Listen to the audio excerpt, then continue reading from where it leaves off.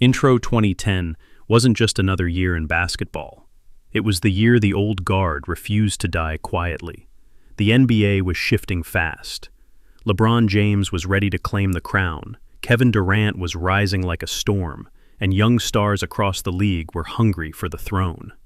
But standing in the middle of it all, defiant as ever, was a 31-year-old Kobe Bryant, dragging a battered body, a broken finger, and an iron will onto the court every night to remind everyone exactly who still ran the league.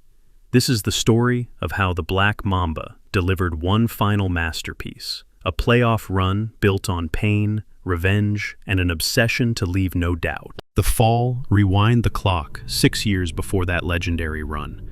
It's 2004.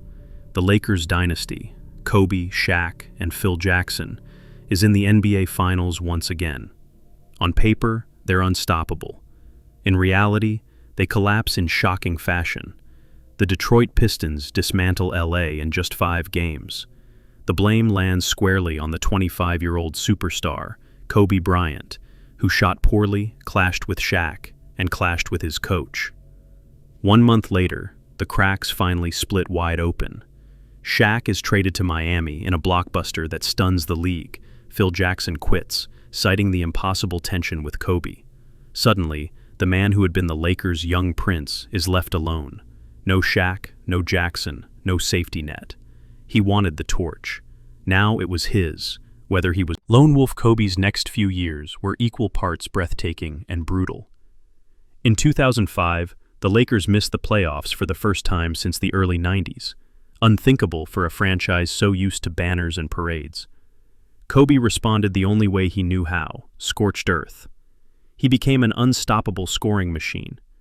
He dropped 62 points in 3 quarters against Dallas, then an absurd 81 points on Toronto, the second highest scoring game in NBA history. He was brilliant, relentless, spectacular, but alone. And the critics piled on. Sure, he can score, but he can't win without Shaq. The Lakers kept flaming out in the playoffs. First-round exits, blown leads. Every failure fed the narrative that Kobe was selfish, a ball hog, a new identity. By 2007, the frustration boiled over. Kobe wanted out. He demanded a trade. The Lakers refused. Instead, they bet everything on him staying loyal. Something changed that summer. He switched his jersey from number 8 to number 24. A subtle but clear statement.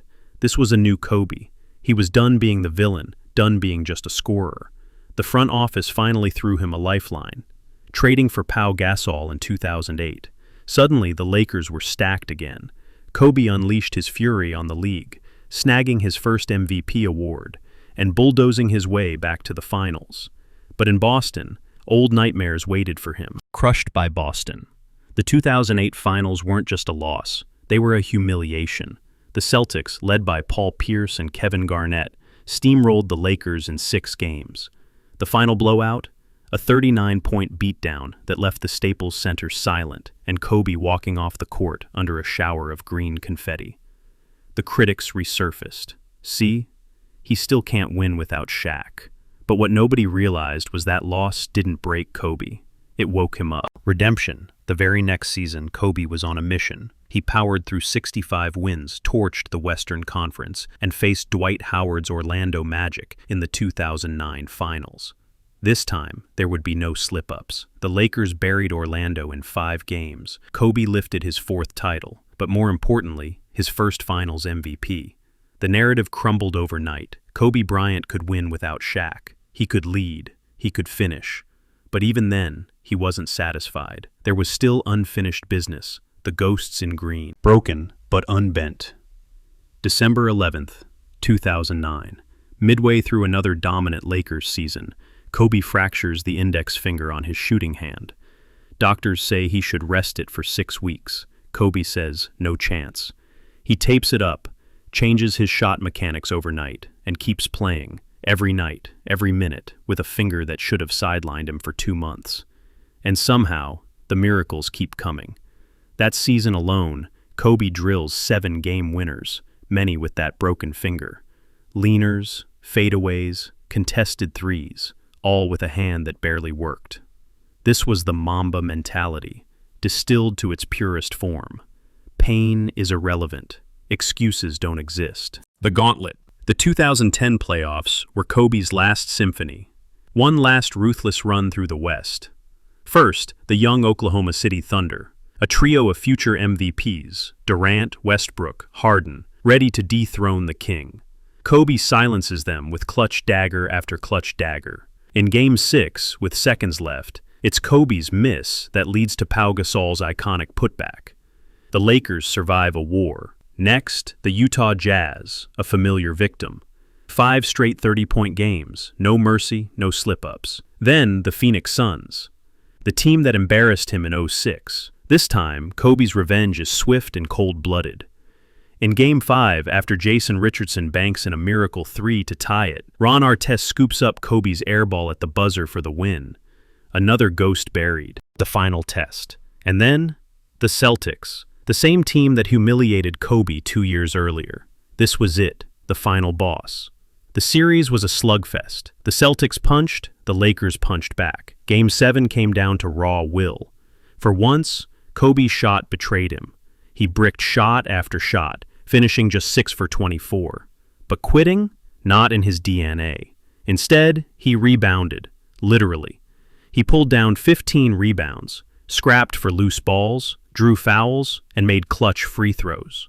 With under 2 minutes left, the lead is slim. Boston sends a double at Kobe. He kicks it to Ron Artest, the same Artest who rescued him against Phoenix. Bang, a colossal 3. The Lakers' lead swells. Moments later, as the final buzzer sounds, Kobe raises his arms. 5 championships, 2 without Shaq. 1 sweet revenge against Boston. Legacy sealed. In the end, 2010 wasn't just another ring for Kobe Bryant. It was a defiant statement. A broken finger, a broken body, but an unbreakable will. It was the final masterpiece that shut every mouth that ever doubted him. He didn't fade into the new era. He forced it to wait its turn. When people talk about the Mamba mentality, they talk about this run. The impossible shots, the finger that never healed, the clutch moments that silenced entire arenas. 5 rings, countless memories, one legacy that will echo long after the buzzer. Kobe Bryant, immortal, relentless. Mamba, out. The birth of the Mamba mentality. Kobe wasn't born the Mamba. He made the Mamba. In the mid-2000s, he needed an alter ego to handle the pressure, the noise, the scandals that tried to break him. So he named himself after the Black Mamba, one of the fastest, deadliest snakes on Earth. The Mamba mentality became more than a nickname. It was his code. Wake up at 4 a.m., train when others slept, master every detail, outwork every opponent. It inspired a whole generation of players who copied the workouts, the minds. The 81-point eruption. If you ask any fan when Kobe truly became a myth, they'll say one word: Toronto. January 22nd, 2006. The Raptors didn't know what hit them. Kobe dropped 55 points in the second half alone. Defenders, double teams, nothing mattered. When the final buzzer sounded, the scoreboard read 81. Second only to Wilt Chamberlain's immortal 100. But in the modern era, against pro-level defense, in a competitive game, it was unthinkable. The next morning, the NBA world was split in two: those who witnessed it live and those who couldn't believe the highlights. 81 points wasn't just a stat. It was Kobe's middle finger to everyone who ever doubted him. Fatherhood and legacy. Beyond basketball. Near the end, the Mamba was evolving again. Off the court, Kobe became a dedicated father to his daughters, especially Gigi, who looked destined to carry the Bryant legacy onto the WNBA hardwood. He coached her team relentlessly, bringing that same fire from Staples Center to high school gyms. He wrote books, produced animated shorts, and even won an Oscar for Dear Basketball. Proof that his storytelling matched his scoring touch. When the world lost Kobe, it wasn't just losing a player, it lost an icon ready to shape the next generation. His legacy lives on in every player who trains at dawn, every girl who picks up a ball because Gigi showed her it was possible.